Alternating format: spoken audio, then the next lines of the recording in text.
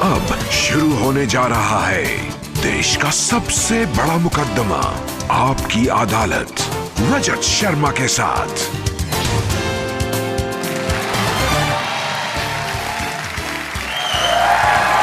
नमस्कार। Thank you.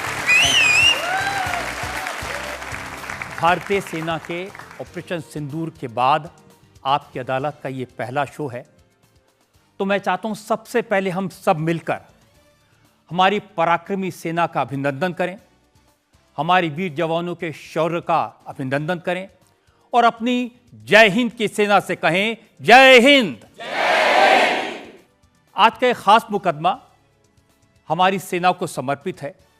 आप जानते हैं उन्होंने किस तरह से पाकिस्तान के आतंकवादी अड्डों को तबाह किया, पाकिस्तान के एयर बेसिस को बर्बाद कर दिया, उनके एयर डिफेंस सिस्टम को खत्म कर दिया, उनके घर में घुसकर मारा। लेकिन इसके बावजूद हमारे देश में बहुत सारे लोगों ने कई तरह के सवाल उठाए हैं। सवाल उठाए हैं सेना पर, सवाल उठाए हैं सरकार पर, सवाल उठाए हैं भारत की विदेश नीति पर। ऐसे सारे सवालों का जवाब देने के लिए मैंने आमंत्रित किया है भारतीय जनता पार्टी के सबसे प्रभावशाली वक्ता को। इन्हें आप रोज टीवी पर देखते हैं, अलग अलग चैनल्स पर जानते हैं, पहचानते हैं। प्लीज वेलकम राज्यसभा के मेंबर सुधांशु त्रिवेदी।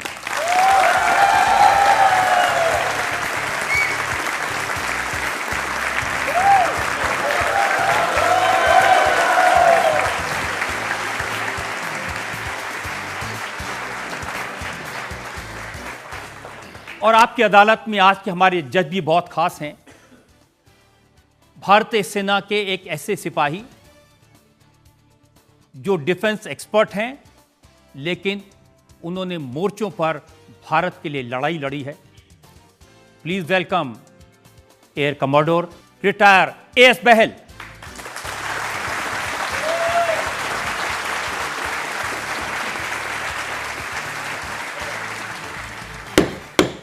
अदालत की कार्रवाई शुरू की जाए।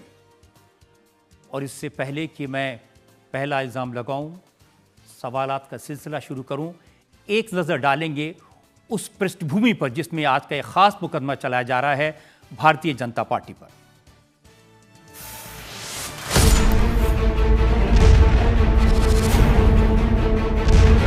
6 मई की रात भारतीय सेना पाकिस्तान में छुपे आतंकवादियों पर कहर बनकर टूटी।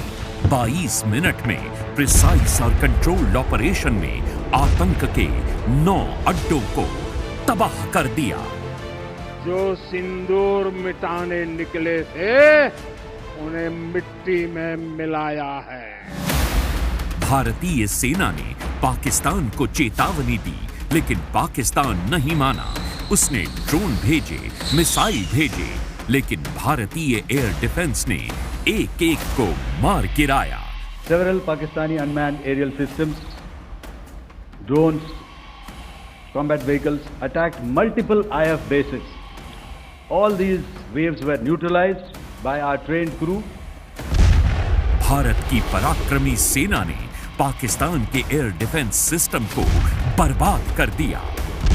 पाकिस्तान का एक भी फाइटर जेट उड़ नहीं पाया। फिर एक ही झटके में पाकिस्तान के 11 एयर बेसेस को आउट ऑफ ऑपरेशन कर दिया। आतंकियों ने भारतीयों को धर्म पूछकर देखकर मारा, धर्म पूछकर मारा, तो हमने आतंकियों को उनका कर्म देखकर मारा। पूरा भारत पराक्रमी सेना के साथ खड़ा है। सारे राजनीतिक दलों ने सरकार का साथ दिया। याद रखो, जब भारत पर अगर कोई उंगली उठाता है तो हम अपने तमाम इख्तलाफात को भूलकर एक सीसा पिला हुई दीवार की तरह खड़े हो जाते हैं। भारत की सेना ने अपना हर टारगेट हासिल किया, पाकिस्तान की हर चाल को नाकाम किया। फिर पाकिस्तान अमेरिका के पास जाकर रोया, फायरिंग रोकने की गुहार लगाई, सीज फायर का ऐलान हुआ। Director General of Military Operations of Pakistan called the Director General of Military Operations of India. It was agreed between them that both sides would stop all firing and military action on land and in the air and sea. इसके बाद कई सवाल खड़े हुए। क्या युद्ध विराम किसी के दबाव में हुआ? क्या पाकिस्तान को अभी थोड़ा और मारना चाहिए था? अगर पाकिस्तान ने फिर हिमाकत की तो भारत क्या करेगा?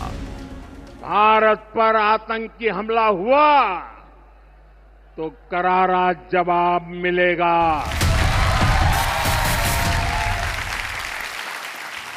तो आइए शुरू करते हैं आपकी अदालत में आज का मुकदमा। आपकी अदालत में पहला इल्जाम। आपकी अदालत में बीजेपी पर आरोप है कि इनकी सरकार ने दबाव में आकर सीज फायर किया। सुधांशु जी, सारे देश के मन में यह सवाल है, भारतीय सेना ने इतना पराक्रम दिखाया, पाकिस्तान का एयर डिफेंस सिस्टम तबाह कर दिया। अभी हमने देखा कि कैसे पाकिस्तान के एयर बेसेस को तबाह कर दिया, आतंकवादी अड्डों को तबाह किया। और ऐसे में जब सेना हाई पर थी, भारत का अपर हैंड था, तो फिर सीज फायर हुआ। अब सवाल, क्या सीज फायर अमेरिका के दबाव में हुआ, ट्रंप के प्रेशर में हुआ? देखिए, पहली बात तो यह कि भारत सरकार ने सीज फायर शब्द का प्रयोग नहीं किया है। उन्होंने कहा यह ऑपरेशनल ब्रेक है, यानी यह युद्ध विराम नहीं, यह अल्प विराम है। जैसे आप लोग टीवी में कहते हैं ना, ये कमर्शियल ब्रेक मिलते हैं ब्रेक के बाद, तो अभी ब्रेक के बाद क्या होना है, क्या ब्रेकिंग और रेकिंग होनी है, यह अभी बाकी है पिक्चर। दूसरी बात, सवाल वो पूछ रहे हैं जिन्होंने शुरुआत ही नहीं की थी। 26/11 के हमले के बाद उस समय एयरफोर्स के चीफ फाली होमी मेजर साहब ने 2016 में लिखा है कि भारत की एयरफोर्स तो स्ट्राइक करने को तैयार थी, मगर मनमोहन सिंह सरकार ने मौका ही नहीं दिया। जिन्होंने आगाज ही नहीं किया वो आज आवाज लगा रहे हैं कि अंजाम से पहले बीच में रुक क्यों गए। अब उसका मैं जवाब देना चाहता हूं। देखिए, यह जो ऑपरेशन सिंदूर हुआ है पूरी दुनिया में एक अलग टाइप का ऑपरेशन है, और इसने भारत के बारे में एक पूरी धारणा को बदल दिया है। जो प्रधानमंत्री श्री नरेंद्र मोदी जी ने कहा कि हमने 3 क्लियर ऑब्जेक्टिव, देखिए हर ऑपरेशन का एक ऑब्जेक्टिव होता है, हमने क्या अटेन किया। आप देखिए 2016 में जब उरी के बाद सर्जिकल स्ट्राइक हुई थी तो आर्मी ने जाकर लैंड रूट से अटैक किया था, किसको? आतंकियों के कैंप को। 2019 में अब जब बालाकोट हुआ तो अब वो आर्मी के लेवल पे तैयार थे, चौकस थे, तो एयरफोर्स ने जाकर अटैक किया, किसको? लॉन्च पैड को, यानी एक स्टेप आगे गए, कैंप से ऊपर लॉन्च पैड पे गए। इस बार गए तो अब तो आर्मी एयरफोर्स सब कुछ था। इस बार हुई नो कॉन्टैक्ट वॉर, सीधे मिसाइल से जाकर उनके 9-10 ठिकानों को एक साथ तबाह किया, और पहली बार जाकर जैश-ए मोहम्मद और लश्कर तैयबा के हेडक्वार्टर्स को डिस्ट्रॉय किया, जिसमें 100-150 से ऊपर लोग मारे गए। तो अब आप समझ सकते हैं स्टेप बाय स्टेप भारत आगे बढ़ा।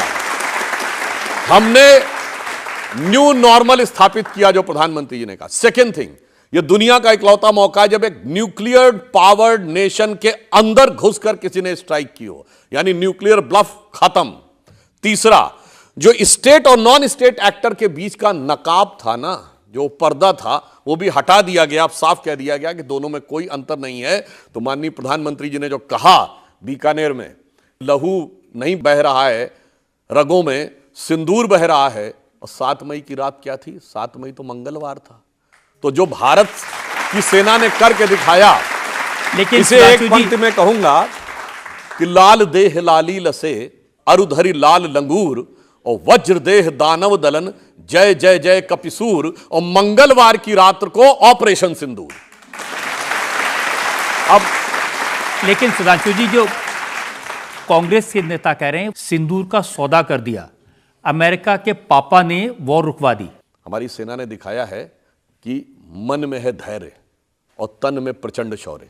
बन चंद्रगुप्त मौर्य प्रलय मचाएंगे, महाराणा और शिवा की संतति कहाते हम, शीश कट जाए भले झुकने ना पाएंगे। बार बार छेड़िए ना भारत स्वाभिमान को, अन्यथा बाद में बहुत पछताएंगे। सौगंध मां भवानी की उठेगी ललकार, जब आपके घरों पे चील कौए मंडराएंगे। अब सुनिए, और उसके बाद कुछ तो मंडराया था। हम नहीं कह रहे, इंटरनेशनल मीडिया में एक खबर है कि कोई जहाज मंडराया था अमेरिका का, जो न्यूक्लियर लीक को चेक करने के लिए गया था। तो अब भाई भारत सरकार ने कहा हमें तो कोई जानकारी नहीं है, मगर अमेरिका को हो सकता बेहतर जानकारी हो क्योंकि अमेरिका की फौजें वहां रह चुकी हैं। हो सकता उन्हें यह भी पता हो कि कहां कहां पे पाकिस्तान के न्यूक्लियर इंस्टॉलेशंस हैं, और 9-10 की रात को जो तबाही हुई हो उसके बाद उन्होंने कॉल किया हो। इसकी संभावना से इनकार नहीं किया जा सकता कि पाकिस्तान ने कहा हो अमेरिका से दद्दा बचा लो, तो दद्दा ने कहा हो बच्चा माफी मांग लो, तो फिर उन्होंने उसके अगले दिन कॉल करने का प्रयास किया। तो मैं सिर्फ यह बताना चाहता हूं, अब आप इसको जरा गौर से देखिए। 9 मई को वाइस प्रेसिडेंट जेडी वेंस से पूछा जाता है about the India Pakistan conflict. उनका स्टेटेड बयान है this is none of our business. तो 24 घंटे में ऐसा क्या हो गया कि अमेरिका के राष्ट्रपति का बयान और उसमें न्यूक्लियर एंगल वो ले आए। अब आप पूरी टाइमलाइन देखिए। रात 2:30 बजे शहबाज शरीफ को बताया जाता है 9-10 की रात को कि नूर खान एयरबेस भी डिस्ट्रॉय हुआ। मॉर्निंग में वो संपर्क करने का प्रयास करते हैं। 10 मई को 1 बजे director general military operation Bharat को अप्रोच करते हैं, और यह पाकिस्तान ने भी डिनाई नहीं किया कि उनके डीजीएमओ ने बात करने की शुरुआत की थी। इस पर कहीं कोई किंतु परंतु नहीं है। अब यह तय होता है कि 3:30 बजे दोनों डीजीएमओ बात करेंगे। 3:35 पे दोनों की बात होती है। बात समाप्त होने के बाद तकरीबन 4:15 बजे भारत सरकार कहती है कि 5 बजे एमईए की प्रेस कॉन्फ्रेंस होगी। 4:35 पे डोनाल्ड ट्रंप का ट्वीट है। अब मैं कहना चाहता हूं, अगर बात माननी है ट्रंप साहब की तो फिर पूरी मानी है, क्योंकि ट्रंप साहब तो न्यूक्लियर एंगल भी लेके आए।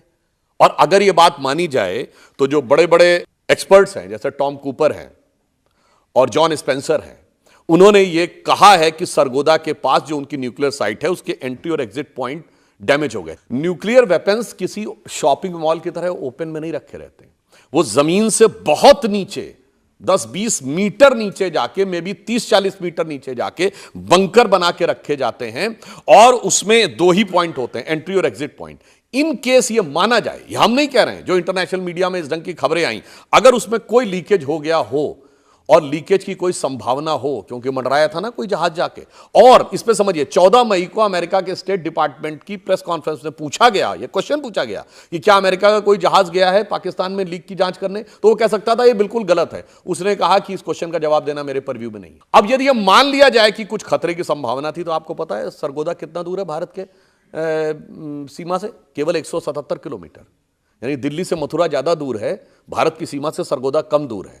तो in case of any eventuality कुछ भी हो सकता था। तो क्या था, ये रक्षा विशेषज्ञों को और उनके ऊपर छोड़ देना चाहिए, वो ज्यादा बेटर रहता है। अब अगर ट्रंप साहब का बयान मानना तो पूरा मानो, तो कहते नहीं नहीं नहीं, वो पहला वाला। अब डोनाल्ड ट्रंप जी ने भी 15 तारीख को कह दिया, मीडिएशन वर्ड से विड्रॉ कर लिया। उनका सीधे बयान, I have not done it, I only helped. और अगर ट्रंप नहीं, देखिए ट्रंप साहब के बारे में जो कांग्रेस के नेता हैं, उन्होंने ये कहा कि ट्रेड डील से डरा दिया, मोदी जी को धमका दिया। कांग्रेस के नेता तो वो हैं, सिर्फ 1.5 साल पहले की बात तो है, कांग्रेस के नेता प्रतिपक्ष राहुल गांधी जी जाके विदेश में क्या बोले थे? Why the defenders of democracy Britain and America are silent and that they are not interfering in India. यानी सीधे सीधे आप कह रहे हैं कि अमेरिका और इंग्लैंड यहां पर आके हस्तक्षेप करें। वो लोग आज सवाल उठाते हैं, मगर ट्रंप साहब ने 2024 में, डोनाल्ड ट्रंप ने when he was running for presidential election, Modi ji के बारे में क्या बोला था कि मोदी जी एक अंदर से बहुत अच्छे इंसान है पर राजनीतिक दृष्टि से बहुत टफ है। ट्रंप ने यह भी बोला था कि साहब मैंने यह कहा कि कोई एक जो उनको बहुत परेशान करने वाला देश है, और उन्होंने यह भी कहा you can guess which country it is, मैं चाहूं तो उसको समझा सकता हूं। तो मोदी जी ने कहा उसकी जरूरत नहीं है, हम बहुत बार समझा चुके हैं और आगे भी समझाने में पूरी तरीके से सक्षम रहेंगे। अब आप आइए, अब जो बयान जिसका जिक्र आपने किया है, ये मैंने चेक किया है। मैं बिल्कुल दावे से कहता हूं कि यह बयान रिकॉर्ड पे अवेलेबल है, कोई भी जाके देख ले। नहीं, मैं भी सबको दिखा देता हूं सुधांशु जी, इसमें क्या है, हाथ कंगन तो आरसी क्या, पढ़ लिखे को फारसी क्या। We have a very good relationship. He's the nicest human being. But we had a couple of occasions where somebody was threatening India. I said, let me help. I'm very good with those people. Let me help. I will do it. I will do it. And I will do anything necessary. We've defeated them for hundreds of years. Wow. He was talking about a certain country. Okay? You can probably guess the country. Yeah. Can't fathom which. You know the country? yeah. But I said, whoa, what happened there? What happened? तो मोदी जी के बारे में कह रहे हैं कि उन्होंने कहा और मोदी जी ने कहा कि मैं अपने आप संभाल लूंगा, तुम चुप रहो। मैं इसीलिए कह रहा हूं। अच्छा, ट्रंप का एक और बयान देखिए, 8 मई को, 7 मई को हम लोगों ने किया है, 8 मई को ट्रंप का बयान है कि अब जो टिट फॉर टैट है वो कर दिया है, अब रुक जाना चाहिए। बहुत गंभीर बात है। टिट फॉर टैट का मतलब क्या हुआ? Number 1, it is an acceptance that Pahalgam is being done by Pakistan.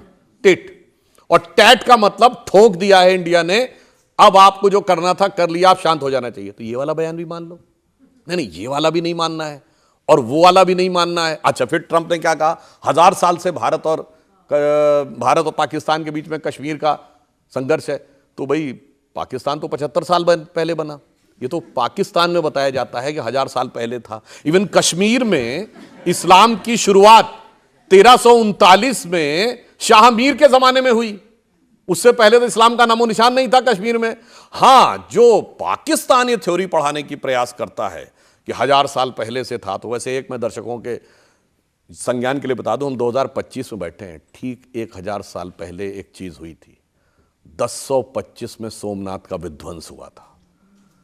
और अफसोस की बात यह है कि स्वतंत्र भारत में जब उस सोमनाथ मंदिर का पुनर्निर्माण हुआ था तो बहुत से लोग इसके विरुद्ध थे, हमारे तत्कालीन प्रधानमंत्री भी।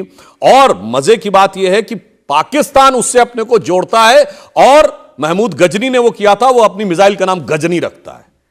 तो आप ये समझिए कि अगर ये कह रहे हैं तो फिर इसका मतलब ट्रंप ये भी समझ रहे हैं कि ये जो मामला है ये कितना गहरा है।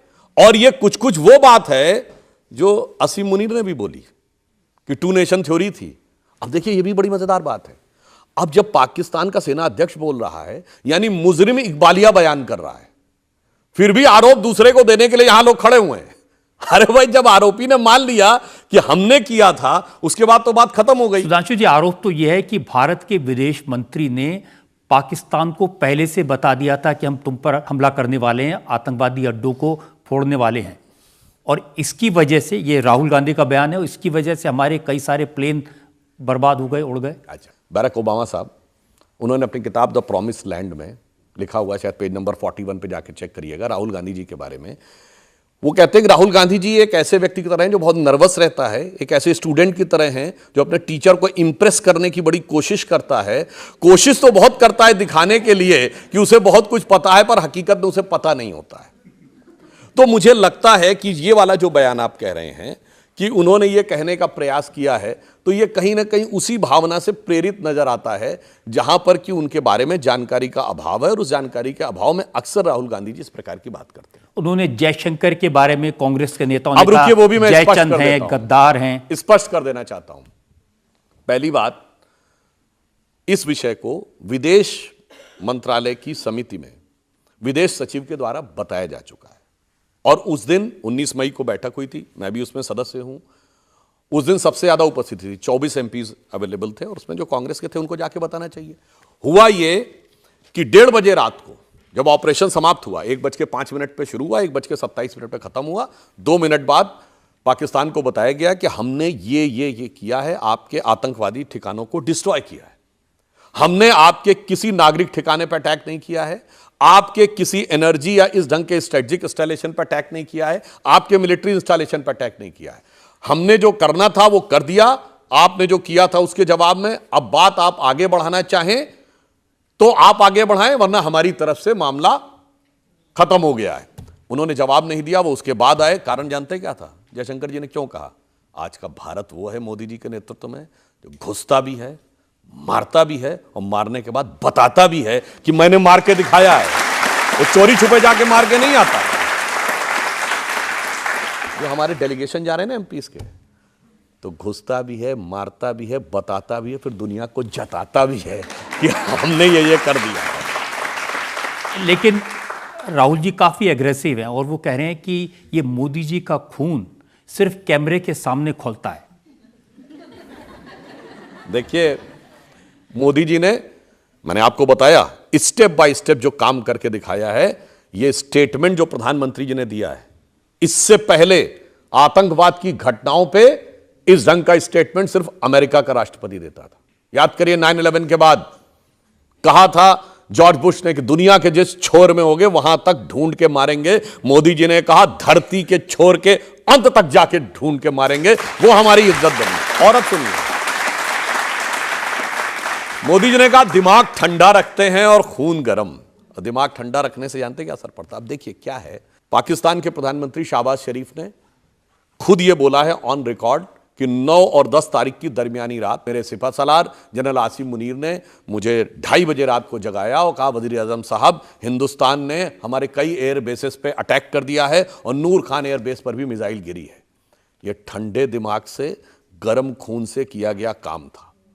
और प्रधानमंत्री मोदी जी ने जिस स्ट्रेटजी के साथ इस पूरे विषय को हैंडल किया है, ये चाइना की मिसाइल बनाने वाली जो कंपनी है PL-15, कोई जाके चेक करे, इसका नाम है एविक्स, एविएशन कॉरपोरेशन ऑफ चाइना करके है, चेंगडू में, उसका शेयर गिरा 9%। अब सुनिए, जो उनकी वो जो प्लेन है J-17, वो बनाने वाली कंपनी का शेयर गिरा 12%। पाकिस्तान के शेयर गिरे 7 से 8%। इतना ही नहीं हुआ है, उसके बाद चूंकि चाइना में सब कुछ गवर्नमेंट कंट्रोल्ड है, तो उन्होंने अपने शेयर्स को उठाने की बहुत कोशिश की, तब भी उनके डिफेंस के जो स्टॉक्स हैं वो 6% नीचे आए। तो आप ये समझिए कि किस ढंग से गंभीरता से काम करना चाहिए और किस मुकाम तक देश को ले जाके कार्य करना चाहिए, वो प्रधानमंत्री मोदी जी ने बहुत गंभीरता के साथ इस विषय में काम किया है।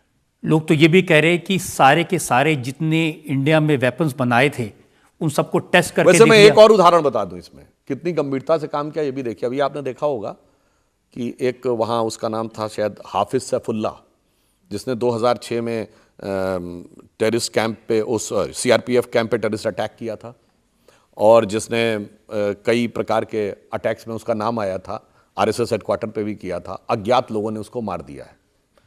अब देखिए ये क्या होता है कि जब वहाँ की सरकार का बुलंद इकबाल बुलंद की बजाय जमींदोज हो जाता है तो कुछ ऐसा होता है। तो जो हमारे यहाँ काम किया जाता है, लोग भी आपकी पार्टी के भेजे नहीं, हमें नहीं पता कौन है, हमें नहीं पता कौन है। इसके लिए मैं बताऊं क्या होता है। आप में से जो लोग उत्तर प्रदेश और मध्य प्रदेश के रहने वाले होंगे तो बुंदेलखंड में एक आल्हा गाया जाता है, आल्हा उदल का नाम सुना होगा। तो आल्हा में एक लाइन है कि बड़े लड़ैया मोहबे वाले जहकी मार सही ना जाए और एक का मारे दुई मर जावे, तीसर खौफ खाए मर जाए। तो आप देखिए, एक ऑपरेशन किया, जैशे मोहम्मद लश्कर तैयबा फिनिश, अब पता नहीं खौफ खा के वो कहां से मर गया, हमें क्या पता। ब्रह्मोस के बारे में मैंने कमेंट देखा, पाकिस्तान ने कहा कि मोदी जी से हमें एक ब्रह्मोस भेज दो। कितने का है? उन्होंने कहा पता बता दो, फ्री में भेज देंगे। नहीं, आपको ध्यान हो जो जैशे मोहम्मद का हेडक्वार्टर है जिसका नाम मरकज सुभान अल्लाह था, तो ऐसा मोदी जी ने ब्रह्मोस भेजा कि एक दौर था वहां से बैठ के आतंकी हमले होते थे। दिल्ली, मुंबई, चंडीगढ़, गुवाहाटी, चेन्नई, लखनऊ, फैजाबाद, वाराणसी, जयपुर, सूरत, नागपुर, बताइए कोई ऐसा इलाका था जहां आतंकवादी हमले ना होते हो? आतंकवादी हमले होते थे और मरकज सुभान अल्लाह में बैठ के सुभान अल्लाह बोलते थे। आज मोदी जी ने ऐसा मारा है कि वहां बैठ के या अल्लाह बोलने की नौबत आ गई है। जनता में से एक सवाल ले सकते हैं इसमें। पहलगाम हमले के बाद जब भारत सरकार ने POK में आतंकी अड्डे तबाह किए तो राहुल गांधी जी ने कहा था कि हम भारत सरकार का फुल सपोर्ट करेंगे, लेकिन ऐसा क्या हुआ कि बाद में राहुल गांधी पलट गए? देखिए, ये मुझे लगता है इसका उत्तर तो कांग्रेस पार्टी या राहुल गांधी जी का कोई प्रवक्ता दे सकता है, मगर अलटना पलटना जो है वो कांग्रेस पार्टी की फितरत में रहा है। और वैसे जिस दौर में उनकी दौरे हुकूमत थी तो फुल सपोर्ट नहीं करना था, केवल सेना जो करने को तैयार थी उस पर शांत रहना था।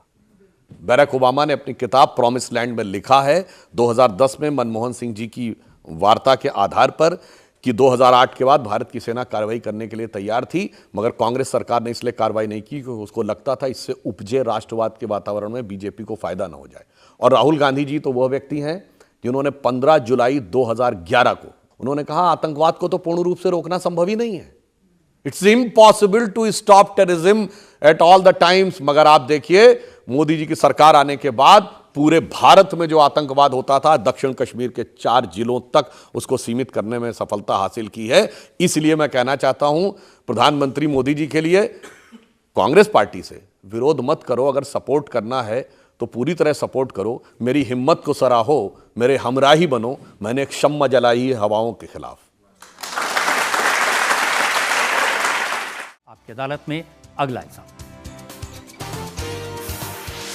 आपकी अदालत में पाकिस्तान का इल्जाम है कि भारत ने धोखे से हमला किया। बिलावल भुट्टो फॉरेन मिनिस्टर रह चुके हैं, वो कह रहे कि रात के अंधेरे में क्यों मारा? रात के अंधेरे में तो चोर आके मारते हैं। इसीलिए जयशंकर जी ने बताया कि हम चोरी छुपे नहीं, सीना जोरी के साथ मार के आते हैं। और किसको मारा? किसी को नहीं मारा, सिर्फ आतंकवादियों को मारा।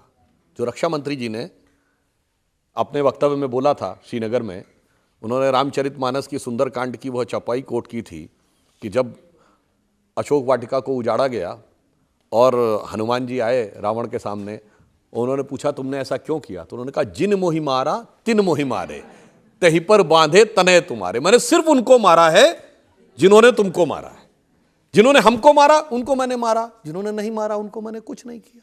अब एक और बात बताऊं, जो लोग कहते हैं ना थोड़ा रुके क्यों, अब देखिए रामायण से ही आप शिक्षा लीजिए। जब लंका दहन करके आए हनुमान जी और अशोक वाटिका उजाड़ के, तो हनुमान जी में ही शक्ति थी कि वही सब पूरा काम निपटा सकते थे, और ये सत्य भी है। जब सीता जी के सामने वो आते हैं और वो कहते हैं कि बस हम 1 महीने में आपको ले जाएंगे, तो वो कहती हैं कि भाई तो राक्षस तो बहुत बलवान है, बानर तो सब तुम्हारी तरह हैं। वो कहती है ना, है सुत कपि सब तुम्हें समाना, जात उधात अतिभट बलवाना, मोरे हृदय परम संदेहा। तो हनुमान जी क्या कहते हैं, सुनि कपि प्रकट कीन निज देहा। फिर वो देह क्या दिखाई थी, कनक भूधरा कार शरीरा, समर भयंकर अतिबल बीरा। पहले दिखा दिया और फिर जानते क्या आखिरी वाक्य क्या बोला था, अब ही मां तुम्हें जाऊं लेवाई, अभी ले जा सकता हूं लंका को नष्ट करके, प्रभु आयस नहीं राम दोहाई। इससे हमारे प्रभु का, हमारी सेना का यश नहीं बढ़ेगा। तो हम सब कुछ अभी कर सकते थे, पर हमें यश भी पाना है, विजय भी पाना है। और जो मोदी जी ठंडे दिमाग से काम कर रहे हैं, देखिए आप सबने सुना होगा कि सिंध में, पाकिस्तान के सिंध में, शायद कल की बात है या परसों की बात है, वहां के होम मिनिस्टर का घर जला दिया गया। वहां का मिलिट्री का कॉन्वॉय रोक लिया गया। वीडियो अवेलेबल है जिसमें वो कह रहे हैं कि हम दुश्मन से लड़ने जा रहे हैं। वो कह रहे हैं दुश्मन तो तुम हो। वहां ऐसे नारे लग रहे हैं, कल बना था बांग्लादेश, आज बनेगा सिंधु देश। क्यों? आपको कारण पता है? कि जो पानी रोका है ना, पानी रोकने से क्या हुआ है, अब उसमें एक बहुत टेक्निकल बात, लोग कहते हैं साहब डैम नहीं बना है। बिल्कुल डैम नहीं बना है, मगर इंडस सिटी में एक और काम यह किया है कि हाइड्रोलॉजिकल डाटा देना बंद कर दिया है। यानी अब कितना पानी है पहले बताते थे, बताइए अजीब बात है, हम क्यों बताएं हमारे यहाँ कितना पानी है? तो अब कभी 55 मीट्रिक हो जाता है, कभी 9 पे आ जाता है। तो अब क्या हो रहा है, पानी थोड़ा वहां कम हुआ है। तो जो एक नहर बन रही है पाकिस्तान के पंजाब में, जिससे कि सिंध में और कम पानी जा रहा था, उससे सिंध में रिएक्शन हो गया है कि हमारा बिल्कुल ही पानी काट लेना चाहते हैं, वैसे ही पानी कम हो गया है। तो अब इसे कहते हैं दिमाग से प्रयोग करना। और इसीलिए मैं एक पंक्ति में कहूंगा कि दरिया का सारा नशा उतरता चला गया। तो मोदी जी ने किया, पानी कम हो रहा है ना, दरिया का सारा नशा उतरता चला गया, तू मुझको डुबाता रहा और मैं उभरता चला गया। और पाकिस्तान की सेना के लिए इसके आगे की लाइन है, वो पैर भी तो झूठ की करता चला गया, बस उसका चेहरा उतरता चला गया। सुधांशु जी, पाकिस्तान की सेना तो ये कह रही है, उनके प्रवक्ता ने कहा कि तुमने हमारा पानी रोका तो हम तुम्हारी सांसें रोक देंगे।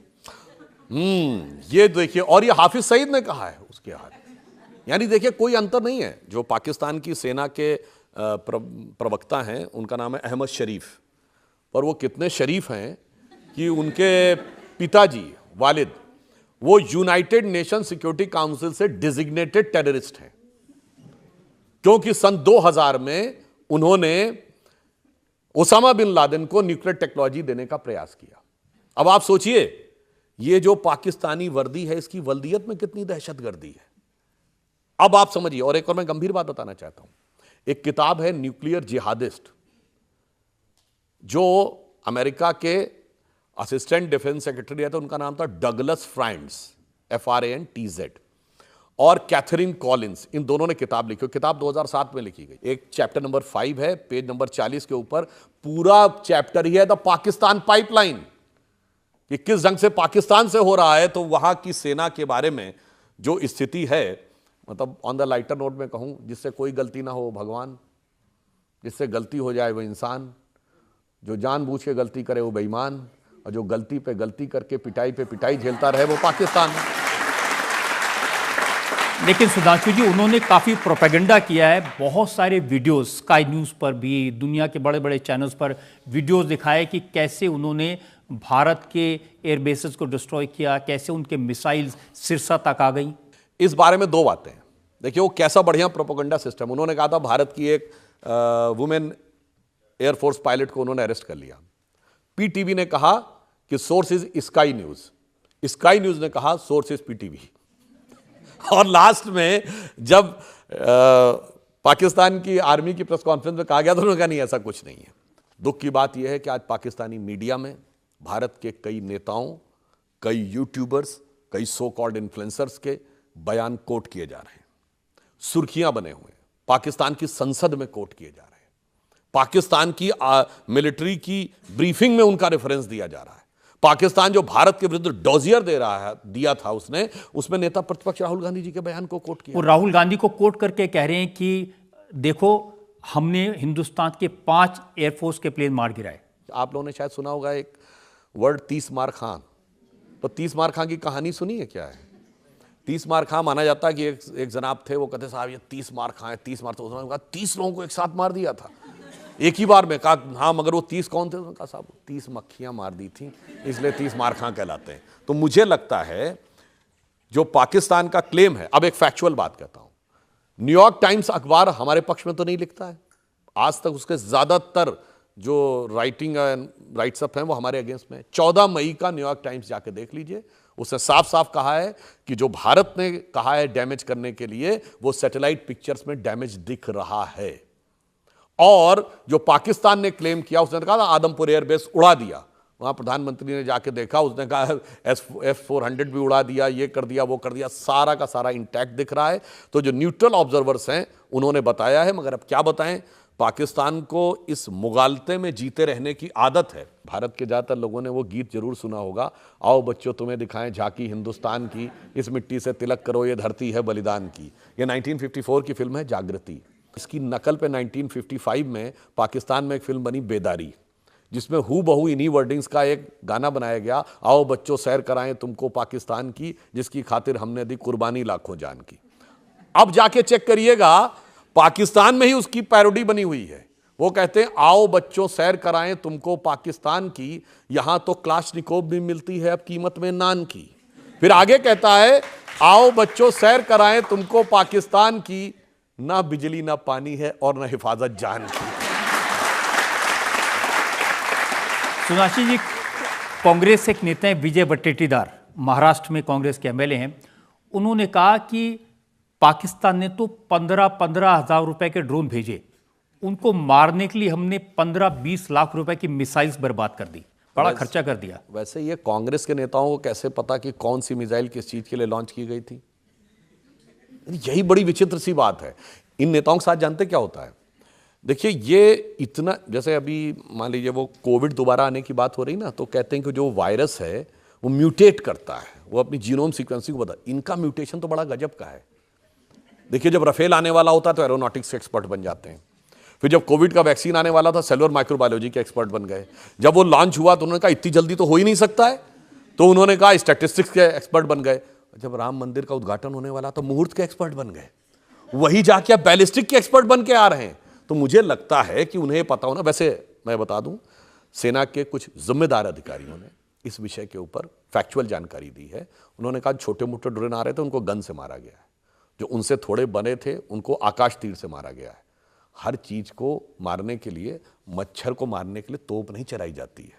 वो हमारी सेना ने सारी बातों का ध्यान रखा है और जिस प्रोफेशनलिज्म के साथ भारत की सेना ने किया है। मगर एक मामले में मैं दुख के साथ कहता हूं, एक मामले में पाकिस्तान हमसे मजबूत स्थिति में है।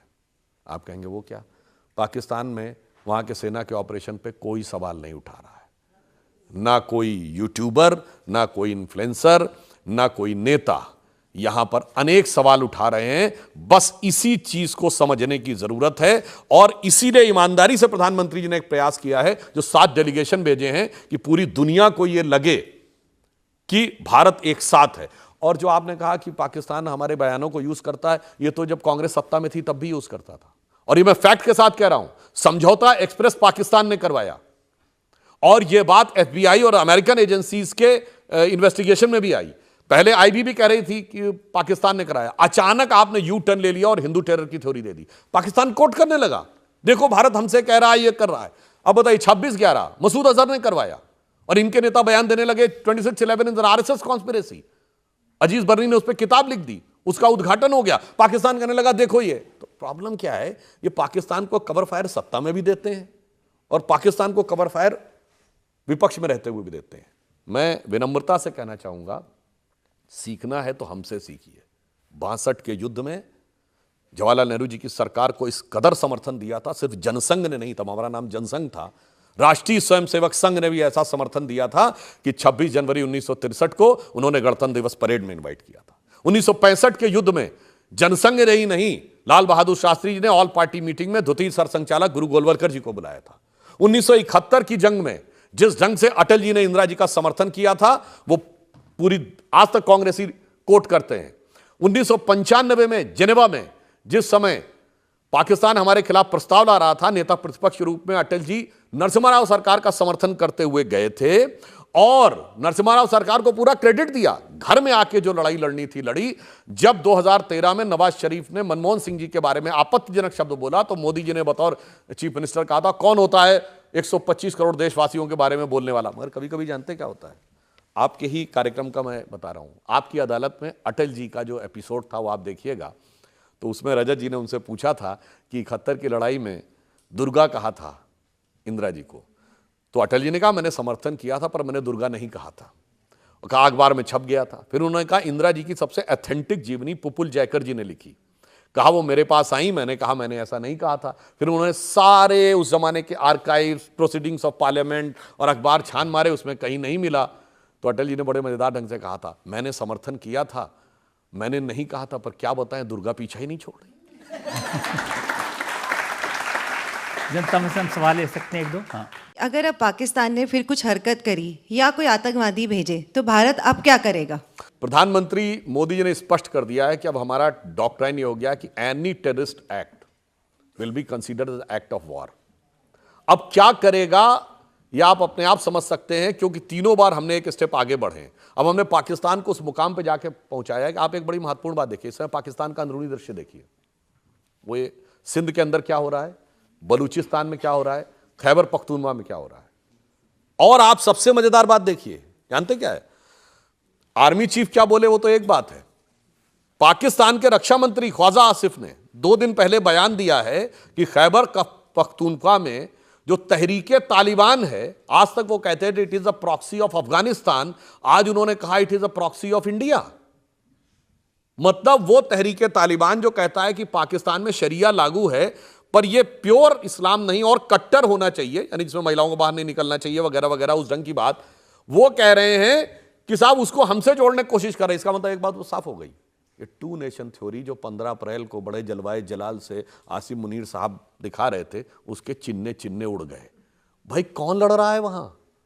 अफगानिस्तान में, बलूचिस्तान में कौन लड़ रहा है? वो मुस्लिम नहीं है क्या? सिंध में जो लड़ रहे हैं मुस्लिम नहीं है क्या? खैबर पख्तूनख्वा में मुस्लिम नहीं है क्या? फाटा में फेडरल एडमिनिस्ट्रेटिव जो ट्राइबल एरिया, वहां पे जो लड़ रहे हैं वो मुस्लिम नहीं है क्या? पीओके में जो उनके खिलाफ चल रहा है, और बांग्लादेश क्या था, मुस्लिम नहीं था क्या? इसलिए एक और बात समझिए, आज पाकिस्तान की स्थिति जानते क्या हो गई है? इन्हीं लोगों को उसने समझाया था आओ साथ में मिलकर रहेंगे, 2 नेशन थ्योरी है, सारे मुस्लिम साथ में रहेंगे। तो मुझे इस समय पाकिस्तान की आवाम से बड़ी वो लगती है, एक सहानुभूति लगती है कि वो तो पाकिस्तान की फौज में ऐसा कैद कर लिया है, जैसे कहते हैं ना, कैद में है बुलबुल सयाद मुस्कुराए, रहा भी ना जाए चुप रहा भी ना जाए। मगर जो उनकी आवाम थी, यानी बलूचिस्तान के लोग, सिंध के लोग और अदर प्रोविंसेस के लोग, उन लोगों के दिल में आज पाकिस्तान की हालत जानते क्या हो गई? वो पुराना गीत आपको रजत जी याद होगा, रहते थे कभी जिनके दिल में हम जान से भी प्यारों की तरह, बैठे हैं उन्हीं के कूचे में पर आज गुनहगारों की तरह। मगर अब जो आगे है, हम उनको उस मुकाम पे धीरे धीरे ले जा रहे हैं कि वो अब आगे ये कहेंगे कि स्वरूप धरे जीने के लिए, बैठे हैं हजारों जहर पिए, ठोकर न लगाना, हम खुद हैं गिरती हुई दीवारों की तरह। सुधांशु जी, फ्यूचर के लिए मोदी जी ने कहा है, उन्होंने कहा कि रात के अंधेरे में जब हम सूरज उगाते हैं तो दुश्मन को दिखाई देता है भारत माता की जय। 15 अगस्त 2016 को शायद प्रधानमंत्री जी ने बलूचिस्तान का विषय उठाया था। उस दिन रात में एक अंग्रेजी चैनल पर टीवी डिबेट में था, तो बलूचिस्तान के प्रतिनिधि के रूप में वॉशिंगटन डीसी से एक अहमद मुफ्ती खान बैठे थे और पाकिस्तान की तरफ से जनरल शफकत सईद।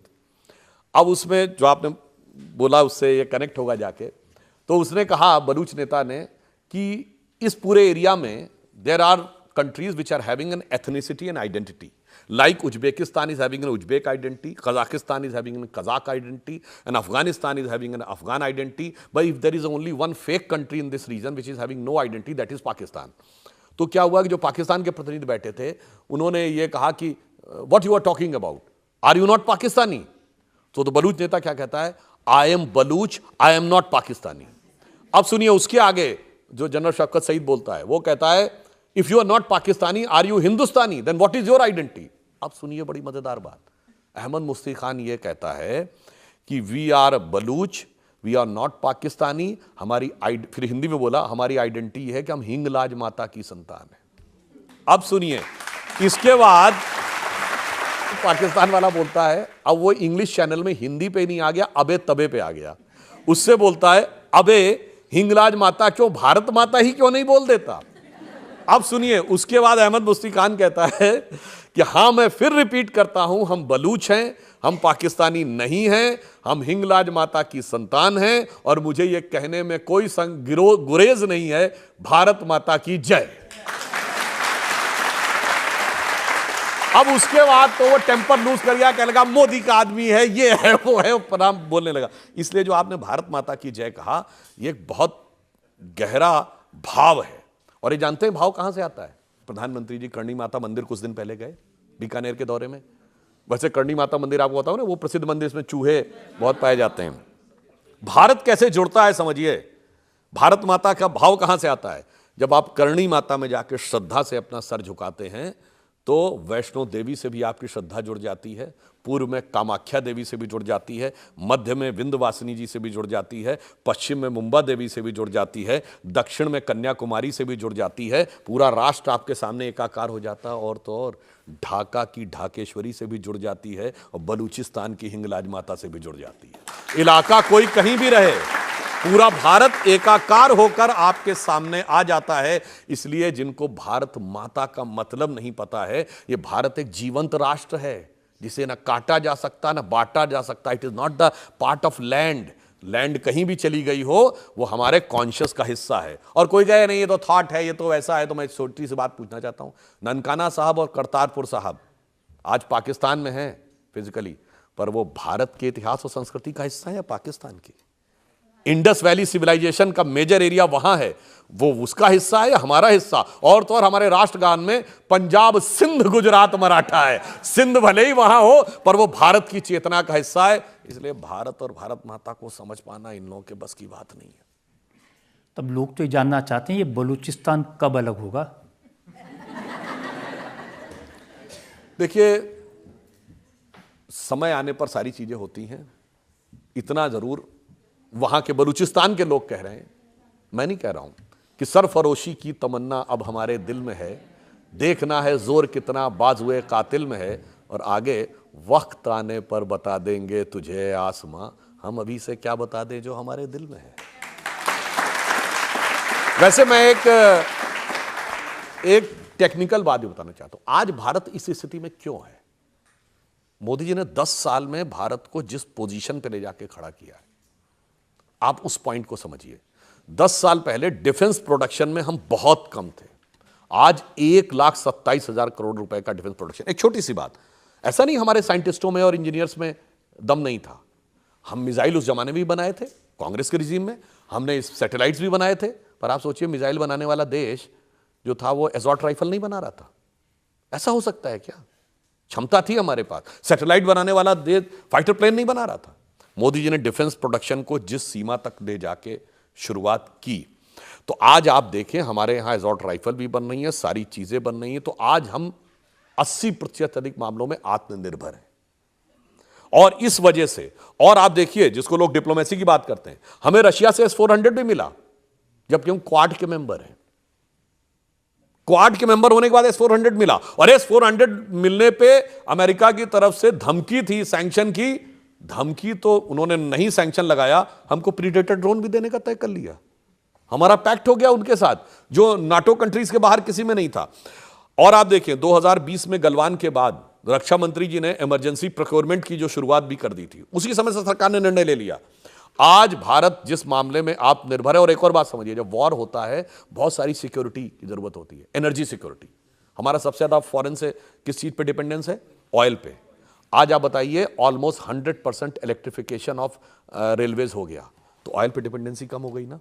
जो पेट्रोल में एथेनॉल, वो हमने 20% के आसपास कर लिया, तो 20% डिपेंडेंसी कम हो गई। इलेक्ट्रिक व्हीकल्स के ऊपर आए, वो हमारी डिपेंडेंसी कम हो गई। तो जो ऑयल है हमारा, क्योंकि फाइटर प्लेन इलेक्ट्रिक से नहीं चल सकता है, बख्तरबंद गाड़ी इलेक्ट्रिक से नहीं चल सकती, कार चल सकती है। सोचिए कितनी दूरदृष्टि थी मोदी जी की, अगर इस चीजों को पहले से सारी बना के नहीं रखा होता और देशों के साथ ऐसा नहीं बना के रखा होता। मैं फिर पूछना चाहता हूं, जो लोग S-400 का विरोध कर रहे थे, हमसे कहते थे रशिया यूक्रेन की लड़ाई में आप लोग खुल के यूक्रेन के साथ नहीं, आज बताइए हमारे 2/3 जो डिफेंस के इक्विपमेंट्स हैं उनका कनेक्शन रूस के साथ है। आज हमारे लिए जरूरत सारी बातें मान लेता हूं कि हमारा पराक्रम, हमारी वीरता, हमारी शक्ति, हमारी सेना की ताकत, सब कुछ है हमारे पास, तो भी कश्मीर का एक हिस्सा पाकिस्तान के कब्जे में क्यों है? बिल्कुल आपने बहुत सही कहा है।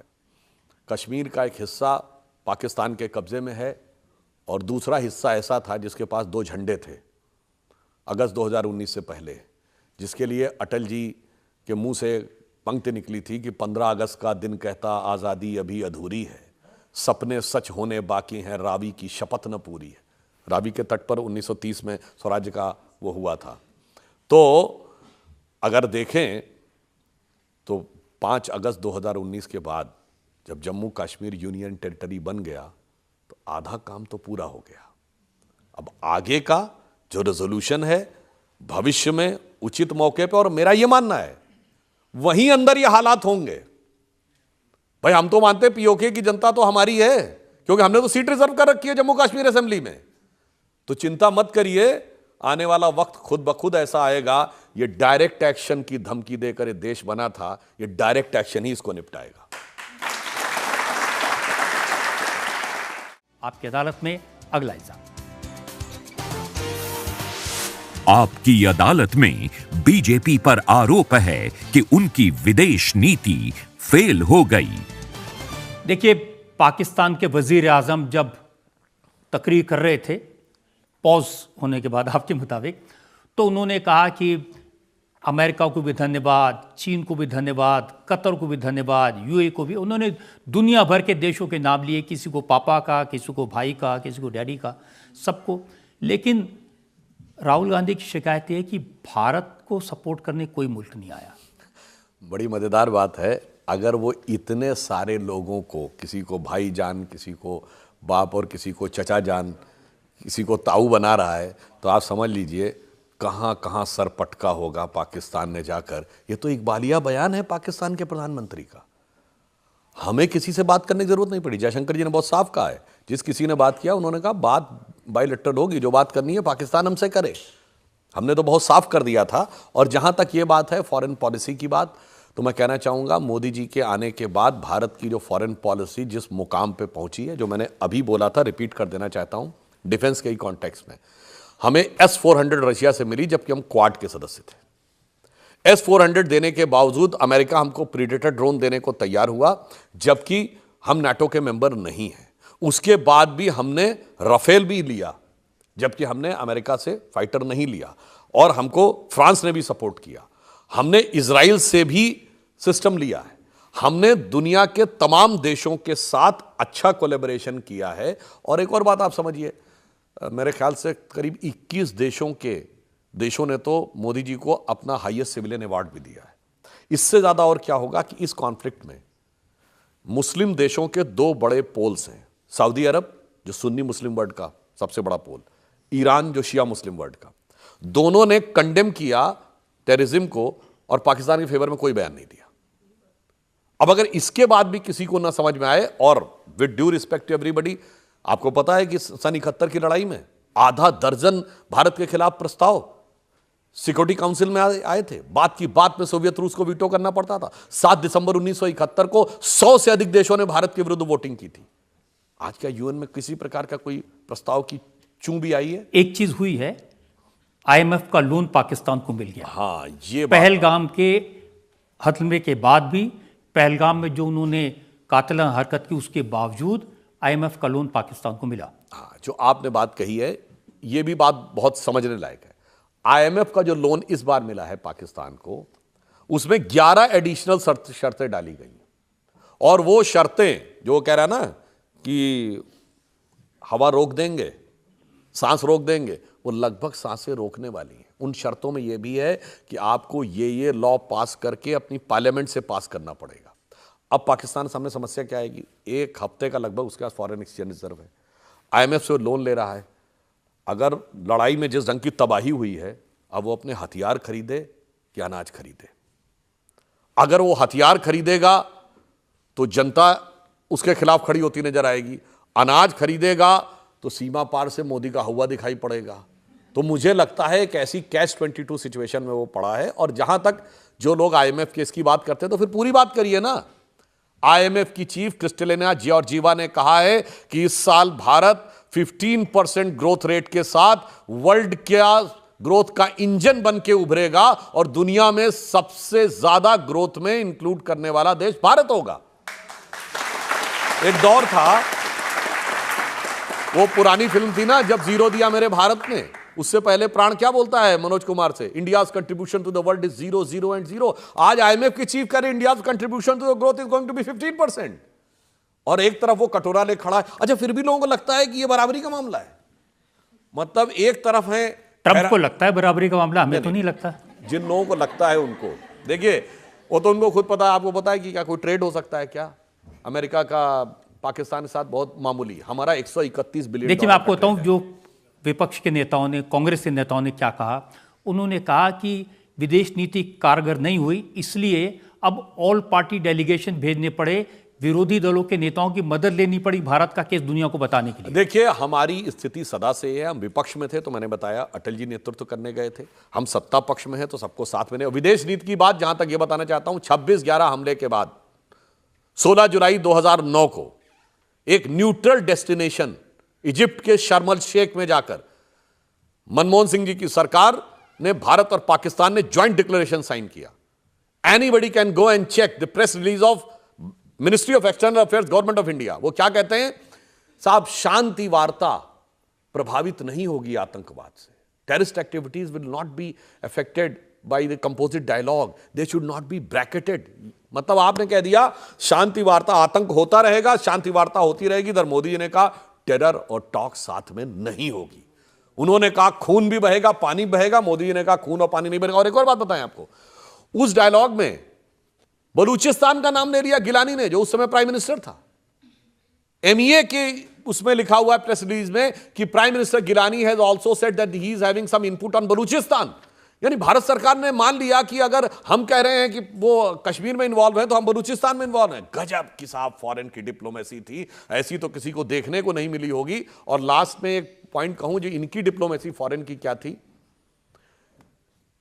कि हमारी फौज जीतती थी और ये सारी चीजें हार के चले आते थे।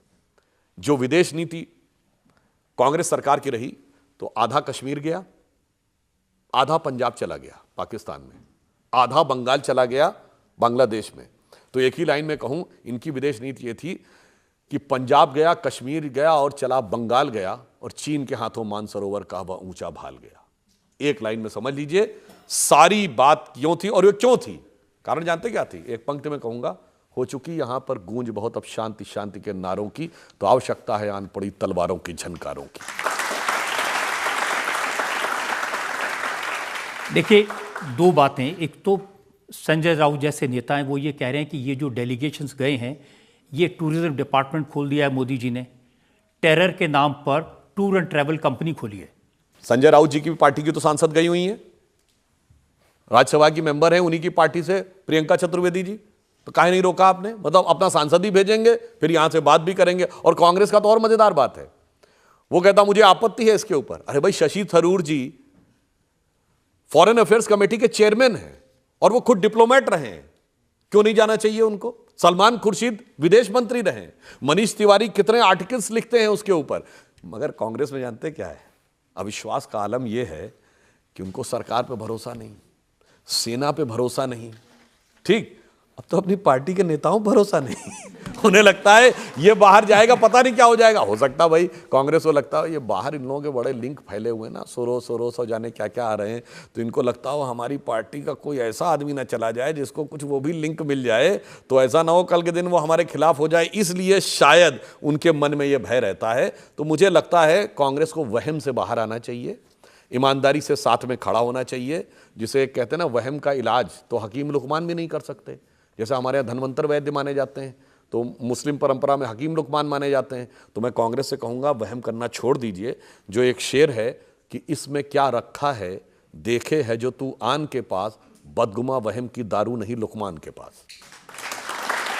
अब तो पाकिस्तान ने भी तय किया, वो भी अपनी डेलीगेशन भेजेगा, दुनिया को जाके बताएगा कि हमारा टेररिज्म से कोई लेना देना नहीं है, हम तो आतंकवाद के विक्टिम हैं। मैंने तो आपको बताया कि वो नकल पहले भी करता रहा है, इसमें कहीं कोई वो नहीं है। इवन मैंने आपको बताऊं, वो भी कौन पुराना गाना था, उसकी भी उसने नकल की थी। सदियों के बाद फिर उड़े बादल गुलाल के, हम लाए हैं तूफान से कश्ती निकाल के, इस देश को रख, इसमें भी उसने कॉपी की है और कहा है बस इतना अंतर किया है कि हम लाए हैं तूफान से कश्ती निकाल के, इस मुल्क को रखना मेरे बच्चों संभाल के। अब सुनिए, उस गाने की आखिरी लाइन थी, बरसों के बाद फिर उड़े बादल गुलाल के, तो वो कहता है बरसों के बाद फिर उड़े परचम हिलाल के, और लास्ट में कहता है कश्मीर में फहराना है झंडा उछाल के। मैं तो उससे कहना चाहूँगा भाई, वो कश्मीर की छोड़, मशरकी पाकिस्तान यानी पूर्वी पाकिस्तान तुमसे संभला नहीं, फाटा संभल नहीं रहा, खैबर पख्तूनवा संभल नहीं रहा, बलूचिस्तान संभल नहीं रहा, सिंध संभल, भाई जो है उसको पहले संभाल ले, बाकी की बात बाद में करना। एक सवाल और ले सकते हैं इस समय। पाकिस्तान में मुनीर जो हैं वहाँ के सेना प्रमुख, इतनी बुरी तरह शिकस्त खाने के बाद भी इतने वहाँ पे सेलिब्रेशन हो रहा है, वो खुशियाँ मना रहे हैं, सेलिब्रेट कर रहे हैं। तो सर इतने आपने अच्छे शेर बोले, तो एक शेर मेरे मन में भी आ रहा है कि दूध फटने से जो बनता है उसे पनीर कहते हैं, और हारने के बाद जो जश्न मनाए उसे मुनीर कहते हैं। तो सर आप क्या बोलेंगे इसके बारे में? इन्होंने बड़ी अच्छी बात कही, जंग हारने के बाद वो फील्ड मार्शल बनते हैं। देखिए, पाकिस्तान की सेना जंग कोई नहीं जीती, चुनाव कोई नहीं हारी है, मगर यहां वालों को मुनीर की बात पे यकीन होने लगता है। जानते हैं क्यों? जो लोग 99 पाने को जीत और 2040 को हार 240 को हार मानने लगे, जो थर्ड अटेम्प्ट में थर्ड डिजिट न टच कर पाने को जीत और तीसरी बार सरकार बनने को हार मानने लगे, तो मुझे लगता है वहां की सेना हारती है, प्रमोशन होकर फील्ड मार्शल। यहां चुनाव हारते हैं, उसके बाद प्रमोशन हो जाता है। 2014 में हारे, अध्यक्ष बन गए, 2019 में हारे, फिर बाद में नेता प्रतिपक्ष बन गए। तो वहां फील्ड मार्शल बनते हैं हार के, यहां फील्ड मार्शल बनते हैं हार के। आपकी अदालत में अगला इल्जाम। आपकी अदालत में बीजेपी पर इल्जाम है कि इनके नेताओं ने सेना का अपमान किया। सुधांशु जी भारतीय जनता पार्टी के नेता हैं, मध्य प्रदेश की सरकार में मंत्री हैं विजय शाह। उन्होंने कर्नल सूफिया कुरैशी के बारे में जो कहा वो निहायत निंदनीय है, निहायत शर्मनाक बात है। ये कहना कि जिन्होंने हमारी बेटियों के सिंदूर उजाड़े, हमने उनकी बहन को भेजकर उनकी ऐसी की तैसी करवाई। देखिए, ये बहुत ही निंदनीय बयान है और इसके लिए उन्होंने माफ़ी भी मांग ली, खेद भी व्यक्त किया है। फिर भी जो अदालत की कार्रवाई है, जो होगी उसके ऊपर कार्रवाई जो भी नियम सम्मत होगी वह कार्रवाई होगी। मगर नहीं, आपको नहीं लगता कि बीजेपी को निकाल देना चाहिए था कान पकड़ के? देखिए, बहुत साफ बात है, उन्होंने माफी भी मांग ली है, खेद भी व्यक्त कर दिया है। मगर सवाल वो लोग पूछ रहे हैं जिन्होंने एयरफोर्स ऑफिसर्स की हत्या करने वाले यासीन मलिक को बुलाकर प्रधानमंत्री कार्यालय में उन्होंने उसको सम्मानित किया, जिन्होंने भारत के सेना अध्यक्ष को सड़क छाप गुंडा बोला, जिनके नेता सिद्धू ने जाकर जनरल बाजवा को गले लगाया और माफी भी नहीं मांगी, अपना बयान विड्रॉ भी नहीं किया। विड्रॉ किया था क्या? नहीं किया। जिन्होंने हाफिज को साहब बोला, जिन्होंने ओसामा को जी बोला, और तो और भारत की संसद के ऊपर हुए हमले में जो लोग शहीद हो गए उनके परिवारों ने मेडल लौटा दिए, क्योंकि सुप्रीम कोर्ट से सजा होने के बाद भी 7 साल अफजल गुरु को फांसी नहीं हुई, उसके लिए उनकी आंखों में आंसू नहीं आए। बटाला हाउस के एनकाउंटर के आरोपियों के लिए आए थे। इसलिए सेना के शौर्य के बारे में और सेना के सम्मान के बारे में जिस प्रकार की प्रतिबद्धता भारतीय जनता पार्टी और मोदी जी की रही है, मुझे लगता है इस पर सवाल उठाना देखिए, आपकी सारी बात मैं मान लेता हूं, लेकिन जो विजय शाह के मामले में आप कह रहे हैं ना, 2 wrongs don't make a right, 50 गलती की होंगी कांग्रेस ने, लेकिन बीजेपी ऐसा कैसे कर सकती? देखिए, इस निंदनीय बयान के ऊपर निश्चित रूप से पार्टी ने गंभीर रूप से इसको लिया है। यद्यपि माफी मांगी गई है, फिर भी जो कोर्ट की कार्रवाई होगी वो शिरोधार्य होगी। मगर सवाल पूछने वाले तो मैं उनसे पूछना चाहता हूं, वो तो आपने खुलेआम आतंकी को बेटी बोला था, इशरत जहां को बेटी बोला था कि नहीं? और ये तो आपकी सरकार के समय का था। इससे ज्यादा मजाक हो सकता है कि कांग्रेस सरकार के समय में आईबी ने इशरत जहां को आतंकी कहा, सीबीआई ने भी आतंकी कहा, फिर सीबीआई ने अपना स्टैंड चेंज कर लिया और आईबी ने स्टैंड नहीं चेंज किया। यानी कांग्रेस सरकार की इंटेलिजेंस ब्यूरो कह रही थी कि इशरत जहां आतंकी है और नेता कह रहे थे इशरत जहां बेटी है। तो मुझे लगता है इस ढंग के भावनात्मक विषयों के ऊपर तिनके की ओट में पहाड़ छुपाने की कोशिश करने से बाज आना चाहिए। सेना, सैनिकों और कर्नल कुरैशी के और उनका पूरे परिवार की जो परंपरा है भारत के सेना के साथ, उसका भारतीय जनता पार्टी और हर भारतीय दिल से सम्मान करता है। मुझे लगता है कि बीजेपी को विजय शाह के खिलाफ तुरंत एक्शन लेना चाहिए था। आपकी मजबूरियां हो सकती हैं, मेरी नहीं है। मैं आपकी इस बात से सहमत नहीं हूं। नहीं, वो आपका विचार है नहीं सहमत होना, पर मेरा मानना है आप भी दोनों इल्जाम बताइए और उसके उपरांत निर्णय लीजिए। देखिए, एक और नेता है, मध्य प्रदेश के ही हैं, वो भी उन्होंने कहा कि सेना को नतमस्तक हो जाना चाहिए मोदी जी के सामने। नहीं, उन्होंने ये नहीं बोला था और ये कतई हो ही नहीं सकता है। उन्होंने कहा था, मतलब उन्होंने अपने लिए कहा कि हम सेना के आगे भी नतमस्तक हैं और मोदी जी के आगे भी नतमस्तक हैं। इसीलिए अब कांग्रेस कह रही है कि जो तिरंगा यात्रा निकाल रही है बीजेपी, ये जो सेना ने जो पराक्रम किया, सेना ने जो शौर्य दिखाया, उसका क्रेडिट लेने के लिए। ये वही कांग्रेस है जिसने हमास के पक्ष में निकलने वाली यात्राओं को अभिव्यक्ति की स्वतंत्रता और संवेदना का प्रतीक बताया। हिजबुल्लाह के पक्ष में श्रीनगर से लेकर लखनऊ होते हुए हैदराबाद तक निकलने वाली यात्राओं को ये कहा कि साहब ये तो संवेदना का प्रतीक है, और भारतीय सेना के अप्रतिम शौर्य के समर्थन में निकलने वाली तिरंगा यात्रा को राजनीति का प्रतीक बताया है। आप पूछिए, गाजा के बारे में ट्वीट देखिए इनका, क्या लिखते हैं, ऑल आइज ऑन रफा, और गाजा में कहते हैं क्राइम अगेंस्ट ह्यूमैनिटी और फलाना ढिमाका और जाने क्या क्या चीजें लिखते हैं। मगर सेना के शौर्य की बात कर दो तो उनके लिए समस्या। और वैसे मैं कहना चाहता हूं, मैं एक नहीं अनेक डिबेट में आप जाके पूछ लीजिए, सेना के शौर्य की बात आती है तो मैंने पूछा कईयों से कि भाई 71 की वॉर में आपके जज साहब बैठे हैं, उनसे बेहतर तो मैं जानकार नहीं हो सकता, पैराट्रूपर्स को किसने लीड किया था ढाका में? मतलब कितना बड़ा ऑपरेशन था कि सीधे हमने ढाका पे पैराट्रूपर्स लूट कर दिए। जनरल जैकब ने कोई नाम ही नहीं बता पाया। ईस्टर्न हमारे ईस्ट कमांड के जो चीफ थे जनरल जगजीत सिंह अरोड़ा, जिन्होंने साइन कराया, उनका श्रेय नहीं था, जनरल जैकब का श्रेय नहीं था, सैम मानेकशा का श्रेय नहीं था। तब तो सारे उन लोगों का एक ही नाम याद आता है, इंदिरा गांधी। मतलब तब सब कुछ इंदिरा गांधी ने किया था।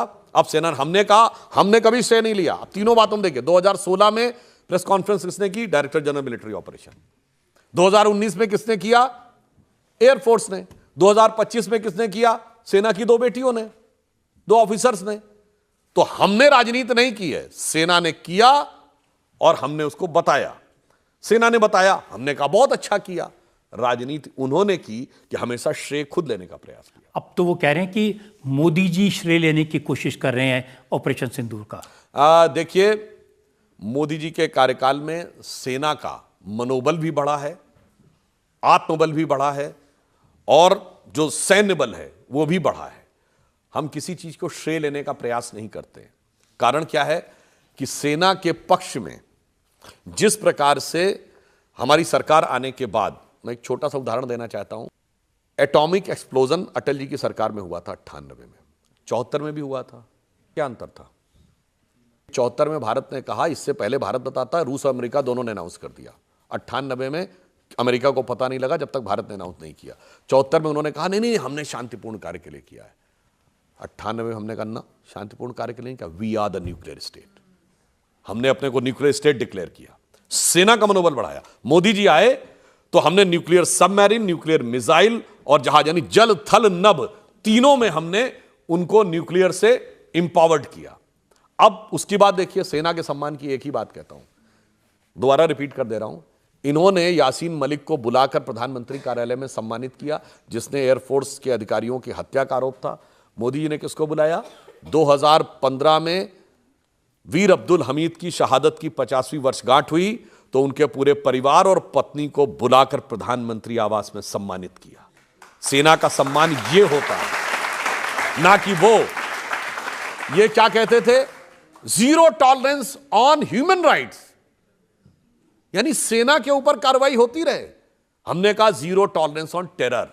इनके दौर में बुझे दिल वाली सरकार और बंधे हाथ वाली सेना होती थी, आज जिंदा दिल सरकार और खुले हाथ वाली सेना है। एक और सवाल ले सकते हैं ऑडियंस में? हाँ। पाकिस्तान की सारी आवाम इसे कहती है जिहाद, और उनके बुरी तरह हारने के बाद भी उनके आर्मी चीफ मुनीर कहते हैं ये तो अल्लाह ताला से फतेह नवाज हुई है। तो इसमें इस्लाम कहाँ से आ गया? यही बड़ी मजेदार बात है। वो इस्लामिक ब्रदरहुड के नाम पे बना था तो 25 साल एक नहीं रह पाया। किसने मारा जाके बांग्लादेश में, यानी उस समय के ईस्ट पाकिस्तान में? जनरल टिक्का खां। वो मुस्लिम नहीं थे क्या? And the same who was named as butcher of Bangladesh, 73 में उसने बलूचिस्तान में जाके वही किया। He was called butcher of Balochistan. आज खैबर पख्तूनवा में तहरीके तालिबान किसके खिलाफ लड़ रहा है? अच्छा छोड़िए, अगर उनकी इस्लाम की बात है तो ये पेशावर की मस्जिद में धमाका क्यों होता भाई? रावलपिंडी में धमाका क्यों होता है? वहां तो 100% मुस्लिम है।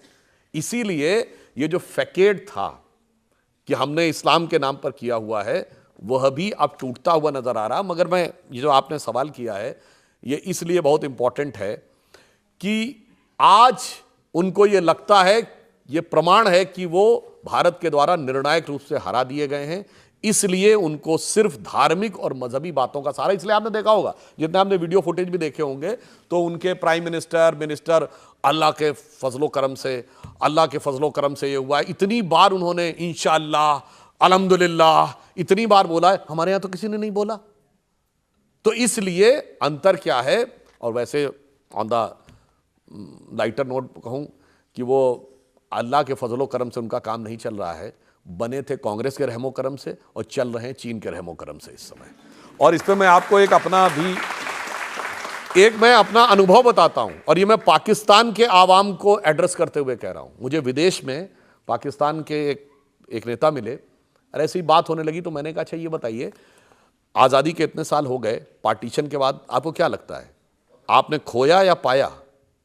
पाकिस्तान का इंटेलिजेंसिया क्या सोचता है? तो बताएं उसने क्या कहा।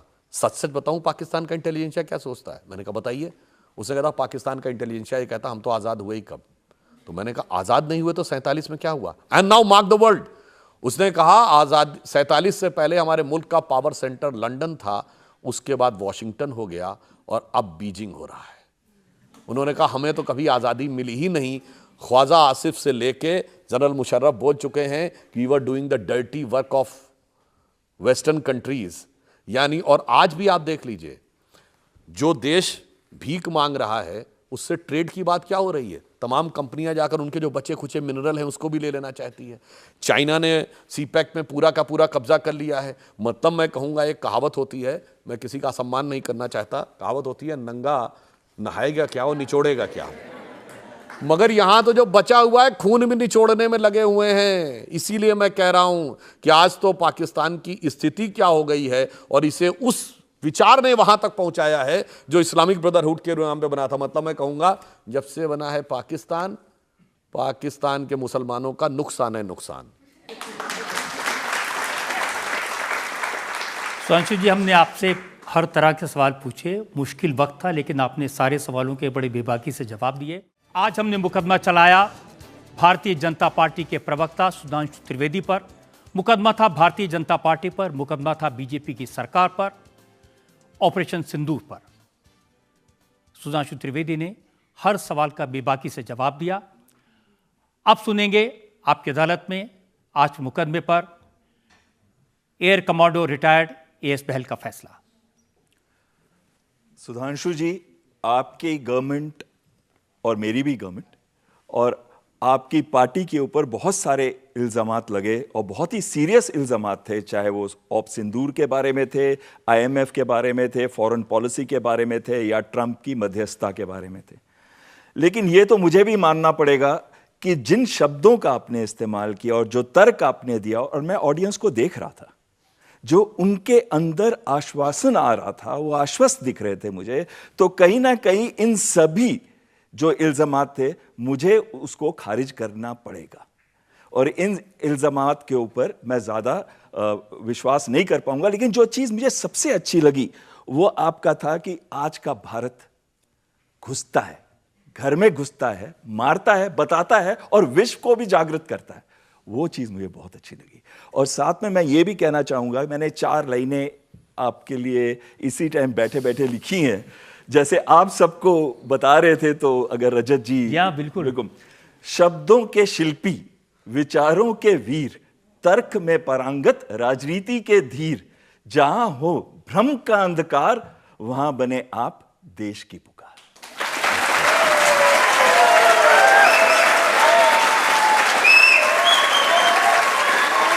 कहीं ना कहीं आपके अंदर आज भी प्रोफेसर जिंदा है, और जो डेप्थ ऑफ नॉलेज आप दिखाते हैं वो बहुत ही अच्छा है। लेकिन हमने तो देखा कि एयर कमोडोर भी कविता लिख सकते हैं। बट एक निर्देश देना चाहूंगा, इंस्टेंट लिख दिया। एक निर्देश देना चाहूंगा अदालत का, कि जिस तरीके से भारत से आप बहुत प्यार करते हैं, आपको निर्देश है कि सारा जीवन भारत की सेवा करें। जो जज साहब ने आदेश दिया है, हमारे प्रधानमंत्री श्री नरेंद्र मोदी जी इसी आदर्श का पालन करते हैं। उन्होंने अपना जीवन क्या चुना है? तन समर्पित, मन समर्पित और यह जीवन समर्पित। चाहता हूं देश की धरती तुझे कुछ और भी दूं। आगे की लाइन है, स्वप्न अर्पित, प्रश्न अर्पित, आयु का क्षण क्षण समर्पित। चाहता हूं देश की धरती तुझे कुछ और भी दूं। तो अंत में मैं कहूंगा, हम सब एक बार नारा लगाएं, वंदे वंदे भारत माता की, भारत माता की जय। वंदे मातरम और भारत माता की जय की गूंज के साथ आज का शो यहीं खत्म करते हैं। अगले हफ्ते आपसे मुलाकात होगी एक नई शख्सियत के साथ। तब तक के लिए नमस्कार।